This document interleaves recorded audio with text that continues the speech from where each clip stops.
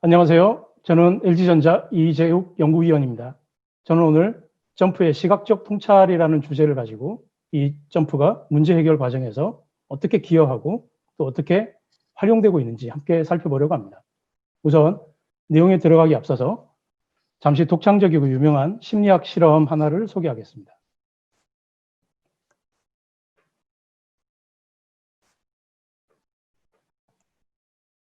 네, 바로 보이지 않는 고릴라 실험이라는 것인데요. 이미 많은 분들이 알고 계시리라 생각을 합니다. 이 실험의 구성은 다음과 같습니다. 짧은 영상에서 흰옷을 입은 사람들 간 진행되는 패스의 횟수를 세라고 지시를 합니다. 하지만 패스가 정확하지 않죠. 그리고 검은색 옷을 입은 사람들이 계속 이 실험을 방해하고 있습니다. 집중해서 봐야 겨우 횟수를 셀 수가 있는데요. 그 실험의 말미에 정확한 패스의 횟수는 몇 회다라고 알려줍니다. 그런데 혹시 검은색 고릴라를 보았느냐고 물어봅니다. 저자들은 이 실험에서 약 50%의 피실험자가 이 고릴라를 보지 못했다고 합니다. 저 역시도 마찬가지였고요. 저자들은 이렇게 지적하고 싶었을 겁니다. 저자들은 우리 인간들이 믿고 있는 이런 직관이 가진 결함, 그리고 우리가 인지력에도 한계가 있다는 사실을 지적을 했습니다. 그리고 또한 강하게 집중할수록 저희가 주변의 반응을 인지할 수 없다는 결론인데요. 예를 들어 나무를 보다가 숲을 못 본다든지, 또는 운전을 하다가 빠른 속도로 운전을 하면 주변에 있는 풍경을 놓친다거나, 그것과 마찬가지 이유일 것 같습니다. 저희 문제 해결 과정의 비유를 좀 해본다면 이상 원인이 우연 원인에 가려져서 파악하기 어렵다거나 그렇게 해석을 하기도 하고요. 또한 역으로 지시 자체가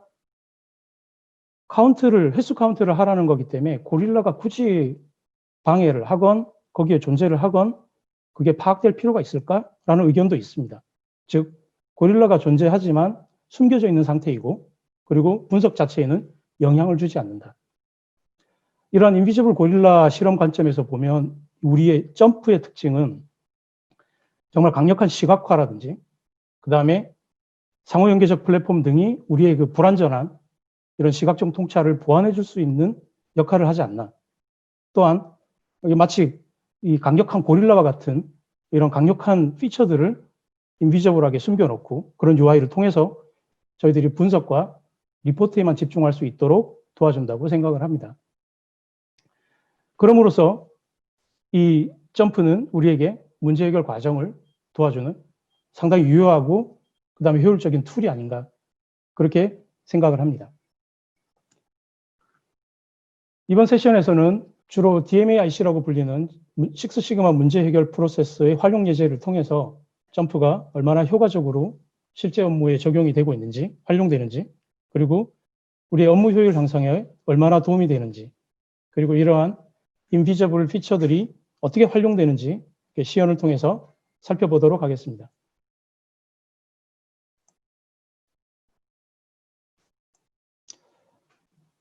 크게는 저희 피저블하게 효과적으로 그리고 신속하게 더 효율적으로 이렇게 크게 두 가지 카테고리를 가지고 말씀을 드릴 거고요. 각각에는 해당되는 예제들이 포함이 되어 있습니다. 우선 첫 번째 예제입니다. 저희가 점프를 주로 사용을 하면서 이런 시각적인 효과를 그래프가 화려해진다라고 이게 착각을 하는 경우가 좀 있습니다. 근데 저는 오히려 이 시각화를 통해 가지고 문제 해결이 다가올 수도 있다라고 보고 있고요. 또 그런 예제를 보여드리겠습니다. 이 예제는 다음과 같습니다. 메탈 플레이트를 일정한 온도를 올리기 위해서, 열기 위해서 일정 시간 동안 가열을 합니다. 그리고 일정 시간 동안 움직이고요. 그리고 사출이 진행이 됩니다. 그런데 메탈 플레이트의 온도가 일정하게 유지가 되면 품질이 좋아진다 라는 배경이 있습니다. 그리고 이러한 메탈 플레이트의 일정한 온도를 한 포인트를 찍어가지고 기존에 생산을 하던 부분인데, 그것을 다양한 포인트를 찍어서 이것이 과연 어떻게 더 좋아지는지를 확인할 수 있을까라는 예제입니다. 네, 데이터를 보겠습니다. 이 전체 예열 시간에 따라서 초반 40초 동안 가열이 일어나고, 그리고 메탈 플레이트가 이동을 하고, 그리고 이제 금형이 안착이 되죠. 그리고 사출이 진행이 되는데, 그러한 과정 동안에 이 전체의 온도 분포입니다.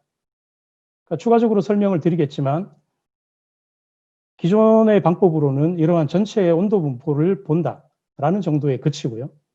근데 이 점프에서는 이런 로컬 데이터 필터를 통해 가지고 그 각각이 어떻게 움직이는지를 구체적으로 볼 수 있습니다. 기존의 방법에서는 과연 이 40초에서 60초 사이에 도대체 온도 분포가 어떤가라는 것에만 관심이 사실은 있죠. 그래서 예열기의 8호와 9호 사이에는 온도가 높고 낮은 점이 보이지만 그렇게 이걸 다르다라고 얘기를 해야 될까? 그리고 이걸 평균 분석을 좀 해봐야 될까? 라는 고민을 좀 하게 됩니다. 이것들을 세부적으로 좀 분석 및 분해를 좀 해보겠습니다.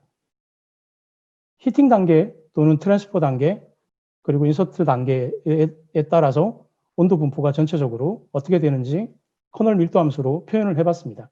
그래서 온도가 올라갈 때는 당연히 낮은 온도대에 분포가 좀 크겠죠.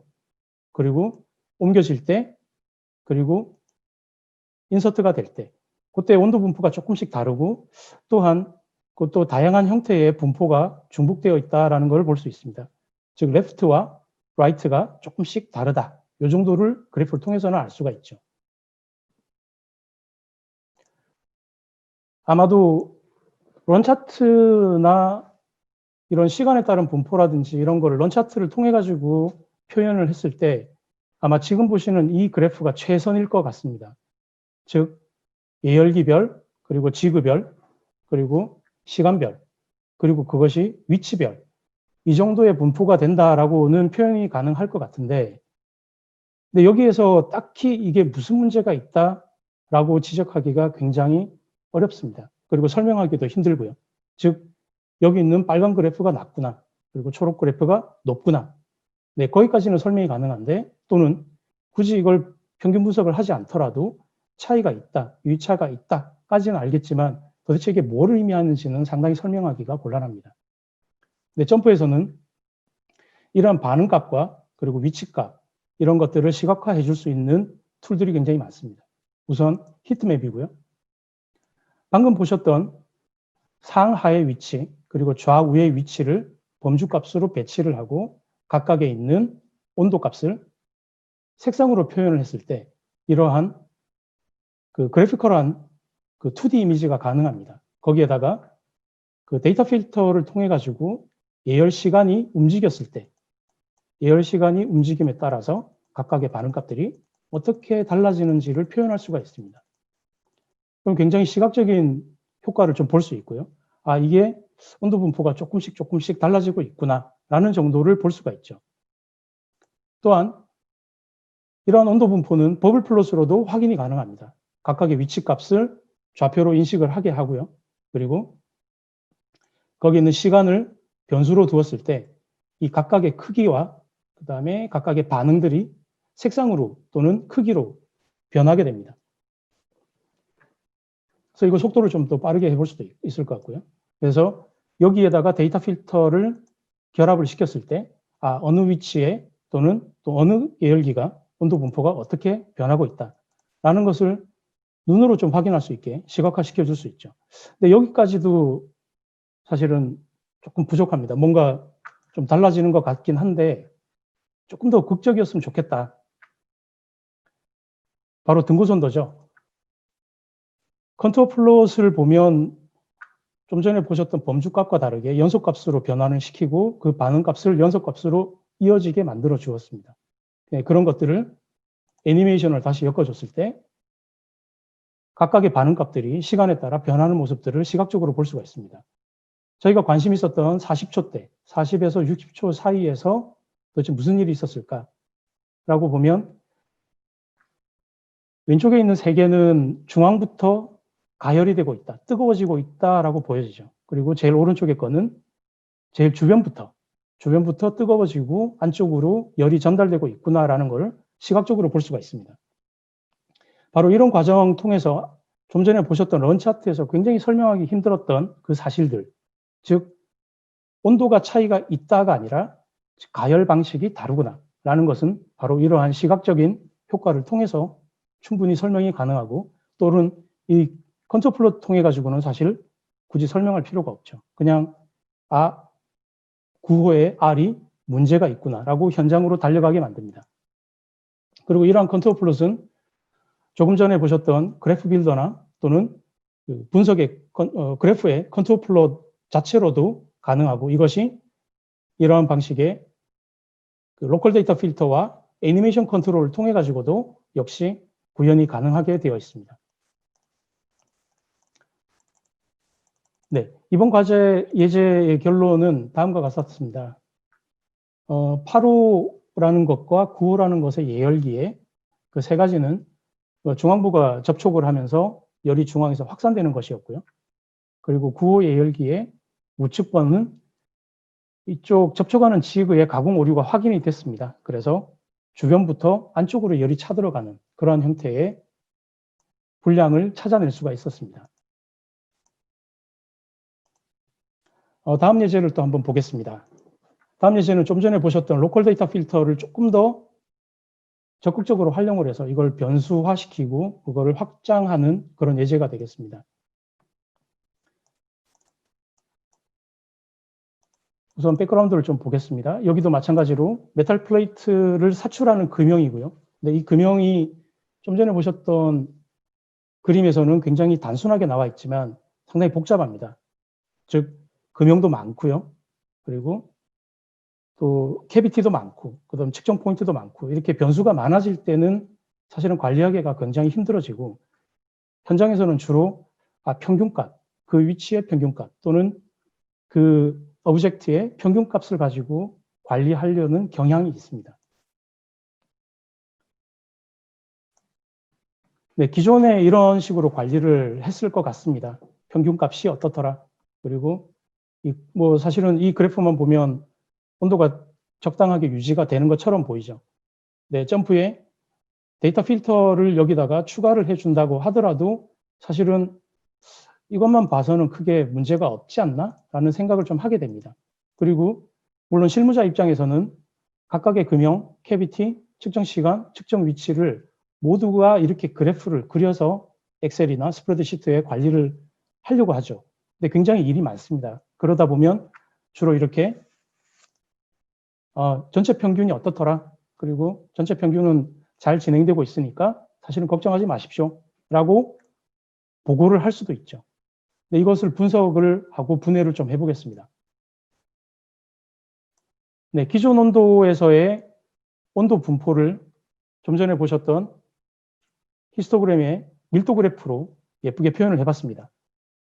네, 이때도 보면 분포가 몇 가지가 겹쳐 있다라는 것을 시각적으로 확인을 할 수가 있죠. 즉 이쪽에 봉우리가 하나가 더 존재를 하고, 그것이 시간대별로 크게 변화 없이 그 봉우리가 유지가 되고 있다라는 걸 볼 수가 있습니다. 점프에서는 이렇게 분포가 겹쳤다라고 가정을 생각이 들었을 때 그 분포를 추출해낼 수 있도록 굉장히 좋은 고릴라와 같은 그런 피처들을 많이 숨겨놨습니다. 즉 온도 분포 디스트리뷰션을 먼저 보고, 그 다음에 그 분포에 대한 정규 분위수 그리면 정규 분위수가 어떤지, 그 다음에 그것이 어떠한 모형에 가장 적합한지 전체 핏을 볼 수 있게 만들어줬습니다. 정규 3개가 혼합되어 있다라고 ALCC가 가장 지금 낮은 것을 이렇게 추천을 하고 있죠. 그리고 나머지들은 저희가 보거나 그 다음에 클릭을 해서 그것을 확인하거나 또는 이렇게 클릭을 해서 지워내는 형태로 자기의 리포트를 또는 내가 어느 분포에 적합한지를 볼 수 있도록 편리하게 만들어 놨습니다. 그리고 이런 정규 3개가 혼합됐던 것이 과연 적절했는지 확인을 하기 위해서 거기에도 진단이 가능하도록 이렇게 만들어져 있고요. 그 다음에 그러한 공정 능력이 도대체 어떤가? 그 공정 능력이 그 LSL과 USL 사이에서 어떻게 분포를 하는지 공정 능력도 확인할 수가 있습니다.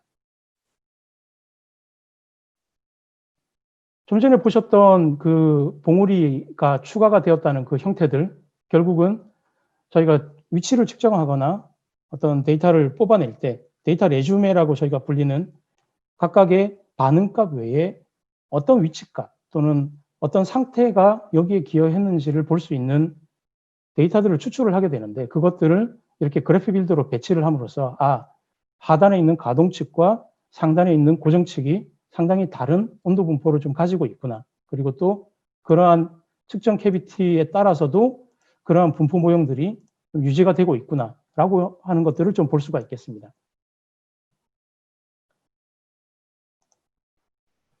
그리고 이런 것들을 각각의 변수들을 저희 그래프 빌더의 축으로 활용을 할 수가 있습니다. 그래서 Y축, X축에 또는 그것을 페이지로 넘기거나 여러 가지 형태로 펼쳐지는 효과, 즉 각각에 있는 여러 가지 분포 그래프들이 전체 모형 중에 전체의 그 배치상 어디에 또는 어떻게 기여하고 있는지를 이렇게 시각적으로 좀 볼 수가 있고요.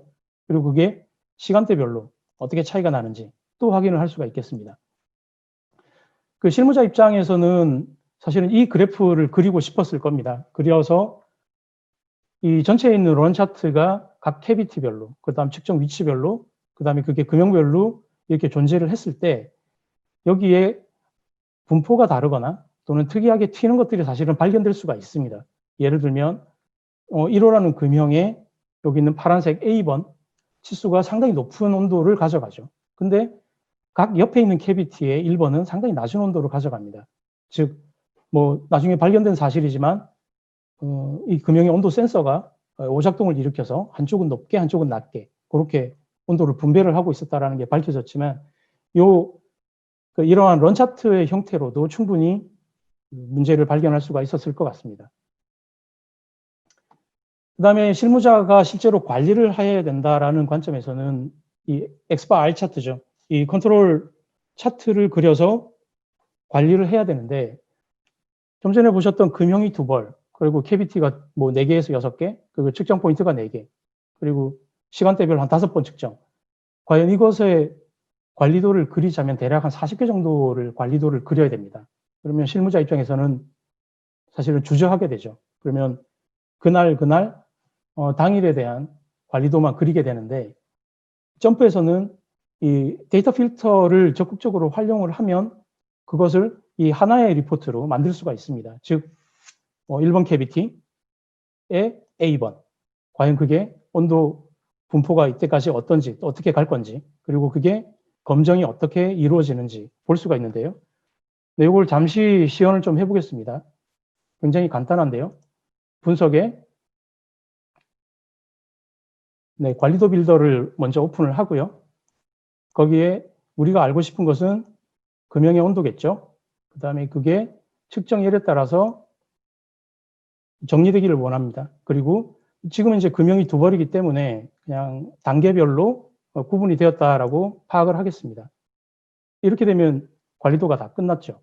그 다음에 여기에 뭐 한계 영역을 좀 표현을 하고, 그 다음 한계 영역에 뭐 음영을 이제 적용을 한다든지, 그리고 여기에 검정을 뭐 전체 검정을 다 이렇게 표현을 하고 싶다.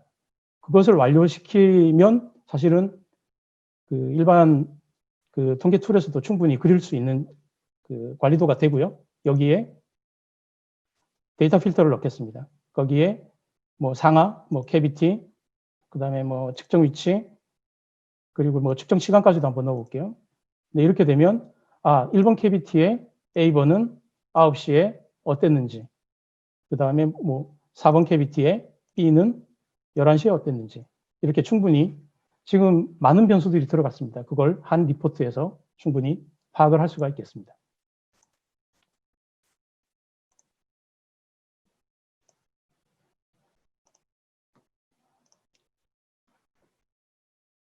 이러한 예제도 있습니다. CNC 가공을 하다 보면 각 가공기에서 이렇게 스텝별로 가공을 하게 되고, 그게 수많은 가공기, 지금은 32대가 같은 가공에 기여를 하고 있는데, 그 측정 위치를 도대체 제대로 만들고 있을까? 또는 이 가공 스텝별로 문제가 있을까? 또는 이 가공기가 충분히 영향을 발휘하고 있을까라고 의문이 들 때가 있습니다. 치수 분포고요. 전체 분포상 1번 스텝, 2번 스텝, 3번 스텝이 진행이 됨에 따라서 점점 더 치수가 내려갑니다. 즉 내측 가공이 이루어짐에 따라서 약간 수축된다고 봐야죠. 그렇게 치수가 줄어드니까 1번 스텝에서 저희가 초품 검사를 해가지고 NG를 만약에 불량 처리를 했다면 양품들이 불량이 됐을 가능성이 좀 있는 거고요. 그다음에 특정한 양품화 시키려고 만들어 놓은 가공기는 이제 불량을 일으키고 있다. 이렇게 볼 수가 있겠습니다.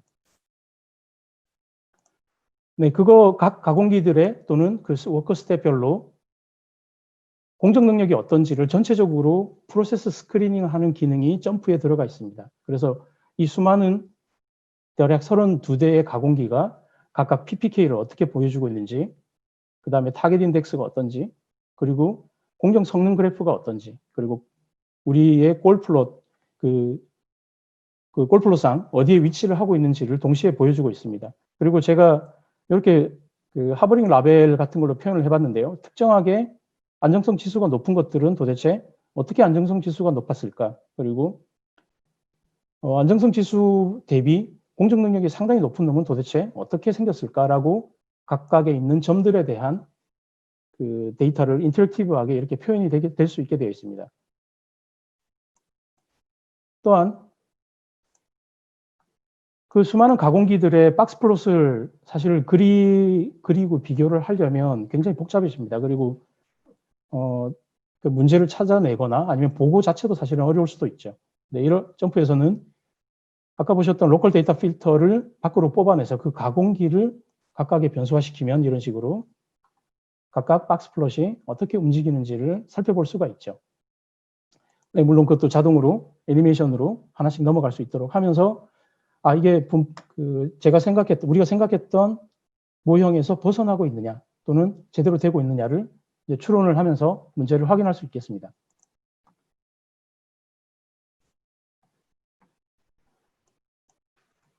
또한 이러한 그 기능들은 우리가 지금 찾아가고 싶어 했던 도대체 목표값에 이것을 수정을 해야 될까? 또는 전체를 수정을 해야 될까?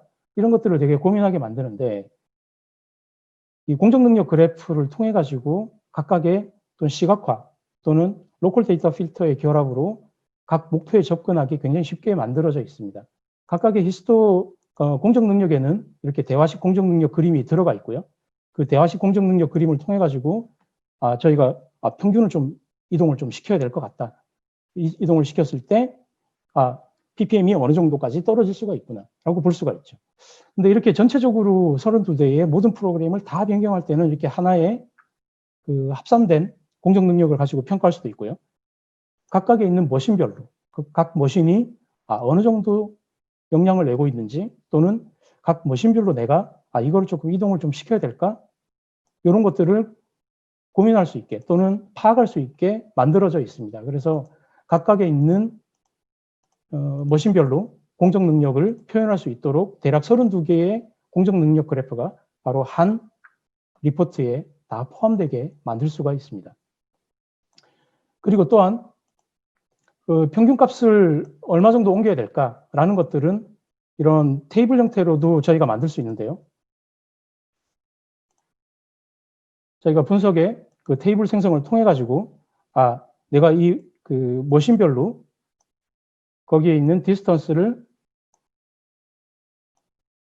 평균값을 어떻게 구할 수 있다라는 것을 이렇게 간단하게 만들 수 있습니다. 그리고 그것이 워크 스텝별로 어떻게 만들어지는지 또 이러한 것들을 테이블로 만들어서 거기에 간단한 수식을 통해 가지고 내가 원하는 타겟과의 차이를 구해서 프로그램에다가 일괄적으로 또는 한꺼번에 명령을 내릴 수도 있을 것 같습니다. 또 다른 사례를 살펴보겠습니다. 점프에서는 이런 시각화라는 것들이 그래프만 통해서 이루어지는 건 아닙니다. 각 테이블에서도 시각화를 통해 가지고 어떻게 분포가 되어 있는지를 알 수가 있는데요. 그 데이터의 분포. 이 예제는 다음과 같습니다. 사출이라는 공정에서 저희가 사출을 했을 때 중량을 꽉 채우고 싶다, 중량을 좀 밀어놓고 싶다라고 생각이 들 수 있는데, 그때 치수는 좀 변동이 될까? 이런 것들을 함께 고민하게 됩니다. 그래서 이런 그 중량을 관리하는 그 툴을 썼을 때 분량이 좀 증가하는 경향이 있어서 쓰기 싫다라는 것을 이런 중량과 치수를 가지고 좀 비교를 하고 싶다라는 니즈가 좀 생깁니다. 네, 간단한 작업을 통해서 지금 그 사출 무게와 그다음에 치수를 보았는데, 그 치수의 합부, 즉 거기에서 이 계산식, 즉 6.55보다 작아지거나 6.65보다 커지면 NG라고 처리를 하고, 나머지는 OK라고 처리를 하고, 나머지는 OK와 NG의 컬러를 처리하라 라고 명령을 내릴 수가 있습니다. 그리고 이러한 것들에 대한 분포를 저희가 확인을 했을 때 이런 그 OK와 NG가 어떻게 분포가 되고 있는지를 좀 볼 수가 있고요. 그 다음에 그 동일하게 커널 밀도를 통해 가지고 분포가 좀 벗어나고 있는 것이 있는가라는 것들을 볼 수가 있죠. 그 다음에 이런 사출 무게 분포라든지 이런 작업들을 하게 되는데, 이 작업마다 내가 동일한 명령을 좀 내려야 된다 할 때는 제가 지금 컨트롤 누르겠습니다. 컨트롤 누르고 거기에 대한 정규 분위수를 그리겠다라고 하면 내가 지금 분석을 해야 될 모든 대상들이 동일한 명령을 수행하게 되어 있습니다. 또 그런 것들이 연속성 적합이 또 어떤 게 괜찮은지 보고 싶다. 그러면 또 전체를 그려내게 되고요. 이러한 과정을 통해 가지고 색상이라든지 그리고 그다음에 모형이라든지 이런 거 시각적인 효과를 통해 가지고 문제를 좀 빨리 찾아낼 수가 있겠습니다. 그리고 이러한 과정들은 데이터와 이 데이터 테이블과 리포트 간의 상호 교환식으로 알 수가 있습니다. 제가 웨이트 컨트롤 기능에 따라서 무게를 보려고 했지만 거기에 따라서 치수를 좀 보고 싶었다라고 하면 이렇게 끌고 가서 이 기미 분석이 이루어진 곳에서 그 치수냐 중량이냐를 동시에 또는 비교해 가면서 볼 수가 있고요.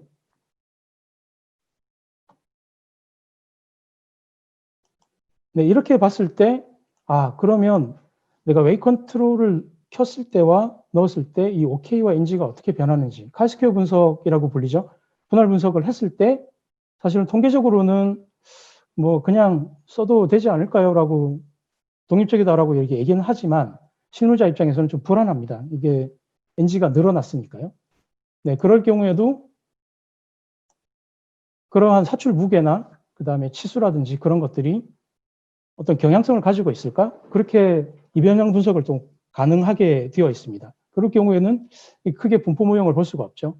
선형적으로 증가하거나 감소하는 경향들이 없을 경우, 그러면 좀 안심하고 좀 써도 되지 않을까라는 실무적인 판단을 좀 할 수가 있습니다. 그리고 파티션 분석을 통해 가지고 이렇게 NG가 났던 것들이 전체적으로 어디서 가장 많이 기여를 하고 있냐, 좌우 위치나 거기에서 캐비티별 차이가 크다, 그 정도를 이 데이터에서 제시를 하고 있죠. 즉 웨이 컨트롤을 먼저 볼 게 아니라 그 캐비티별 차이, 그 캐비티의 NG는 그 캐비티에서 발생을 했다라는 것을 좀 이해를 할 수가 있고요. 그다음에 각각 그 내 값을 얼마나 좀 수정을 해야 될까라는 걸 보게 하기 위해서 각각의 공정 능력을 그려주고, 그다음에 거기에서 아까 보셨던 공정 능력 그림, 대화식 공정 능력 그림을 가지고 평균치를 조금 이동을 좀 시켜서 제작을 하면 ppm이 어떻게 떨어지겠다, 이렇게 볼 수가 있겠습니다.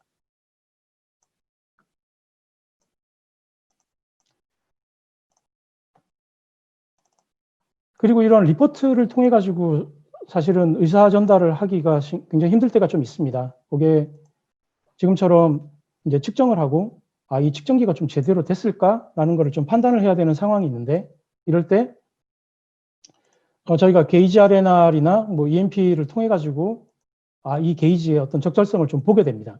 근데 보고 나면 사실 이 데이터에서 주어지는 분산 성분이 좀 어떻더라, 그 다음에 여기에서 게이지 퍼센트가 어떻더라라는 것들을 데이터를 제시를 해주지만, 이 데이터를 전달하는 과정에서는 사실 제가 의견을 좀 더 넣고 싶은 경우가 좀 있습니다. 그래서 이 K 값은 왜 내가 5.15를 집어넣었을까? 그리고 NDC가 뭐 19니까 굉장히 높게 나왔죠. 이럴 때는 도대체 어떨까? 그리고 이런 그 과거에 그 다른 툴에서 배우신 분들은 이제 스터디 베리에이션이라고 배우셨는데 이런 것들이 지금 점프에 있는 용어들과 좀 어떤 차이가 있는지. 그래서 이런 PT 레이시오가 뭐 10% 미만이니까 쓸 수가 있다, 없다. 그런 이야기들을 리포트에 어노테이션 가지고 전달할 수가 있겠습니다. 또 마찬가지고요. 연속형 숫자에 대해서도 가능하고, 그리고 이렇게 합부 판정을 제대로 이루어지고 있느냐, 이런 합치도 분석도 가능한데요. 이렇게 양품과 분량을 섞어서 또는 모호한 양품과 모호한 분량을 섞어서 평가자들에게 평가를 해보라 라고 한 결과에 대해서도 이렇게 어그리먼트 테스트가 가능합니다. 그래서 카파 결과에 따라서 카파 개수에 따라서 네, 정렬이 가능하고요. 그리고 여기서도 마찬가지입니다. 이렇게 평가자의 합치도라고 되어 있지만 사실은 이걸 재현성이라고 부르기도 하거든요. 그래서 이 재현성이 몇 점이었으면 좋겠는데 현재 어떠니까 여기는 이 평가자들의 좀 관리가 좀 필요한 것으로 보인다라는 얘기들을 좀 우리가 할 수가 있을 것 같고요.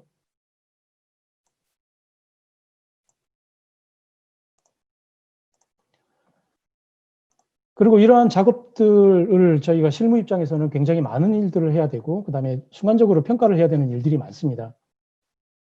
예를 들면 실무 쪽에서는 이렇게 데이터가 많이 넘어옵니다. 그 각 위치별로 그 어떤 스트렝스를 쟀더니 이렇더라. 이런 거를 사실은 이렇게 와이드하게 된 데이터보다는 톨하게 쌓아가지고 저희가 분석을 하는 것이 맞고요. 그리고 이렇게 분석한 결과들을 이렇게 분포를 그릴 때 그리고 이런 그 내용들을 아까 보셨던 형태에 조금 더 단순화시킨 그 작업을 좀 더 빨리 하는 방법. 그리고 또 하나는 이렇게 그 평균 분석을 좀 하겠다라고 하지만 사실은 평균 분석을 굉장히 어렵게 생각하시는 분들이 많습니다. 하지만 점프에서는 또 컨트롤을 누리고요. 평균을 각 개별상을 비교해 보겠다라고 하면 컴퓨터 서클이 나옵니다. 이거 존 사일의 서클이라고 불리기도 하죠. 이분이 만드신 것으로 이렇게 겹치지 않은 것들은 색상이 변하지 않습니다. 그리고 이 두 가지가 비슷해 보이지만 결국은 이 평균이 차이가 유의차가 있다라는 것을 실무적으로 좀 빨리 판단할 수가 있습니다. 그래서 의사결정이 좀 빨라지죠.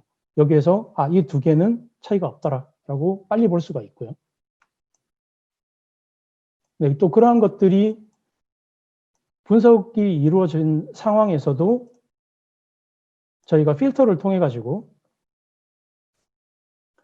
거기 있는 쿨링 타임이나 뭐 예를 들어서 포지션별로 좀 보고 싶다. 그 포지션별로 어떻게 변해 나가는지 이렇게 자 여기 1포지션은 30으로 갑시다. 4포지션은 그리고 3포지션은 둘 다 뭐 상관이 없을 것 같으니까 그냥 가시고요. 뭐 2포지션도 뭐 상관이 없네요. 이런 식으로 조금 더 빨리빨리 실무적으로 결정을 할 수가 있겠습니다.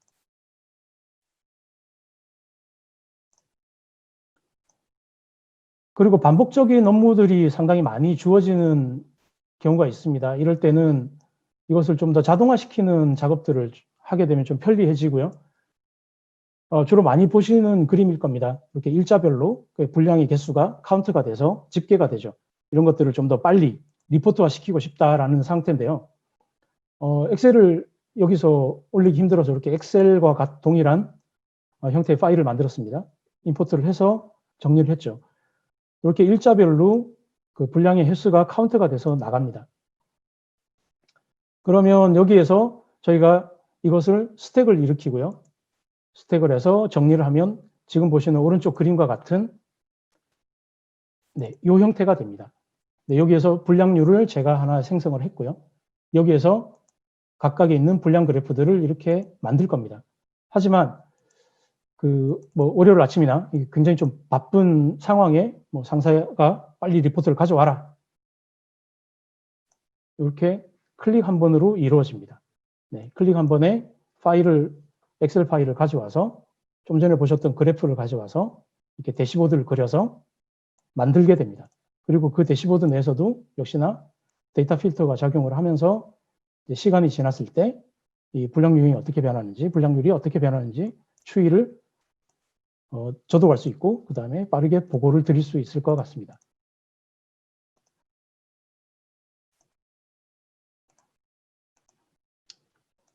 네, 또 하나의 사례고요. 네, 다이어그램인데요. 그 식스시그마 프로젝트 많이 해보신 분들은 아시겠지만 다이어그램 그리는 시간 굉장히 깁니다. 여기에서 각각의 하나 가시를 그리다 보면 시간이 많이 가죠. 근데 정작 이 다이어그램에서 원하는 것은 무엇이냐면 가인자를 어떻게 추출해낼 거냐, 그리고 이 원인과 결과가 도대체 어떤 관계를 이루어질 거냐에 대해서 집중을 하라는 것이지 다이어그램을 그리라는 것이 아니었거든요. 근데 지금까지는 굉장히 다이어그램 그리는데 시간을 많이 썼습니다. 그리고 주로 이런 엑셀을 통해 가지고 여기 있는 그 페어런트 차일드 관계들을 주로 만들고 그린 다음에 또 다른 작업을 하게 되죠. 근데 여기에서 우리가 만든 것을 정제된 데이터들을 점프해서 불어들인 다음에 여기에서 페어런트 차일드 관계만 만들어주면 됩니다. 예를 들어서 여기에서 그 레벨 0와 1이 페어런트 차일드고요. 그 다음에 1과 2가 페어런트 차일드일 경우에는 이렇게 끌고 가서 카피를 해서 만들어주면 되겠습니다. 이렇게 정리를 하고 나면 최종 나오는 결과가 바로 이 모양인데요. 이 모양에서 바로 우리가 여기에 다이어그램을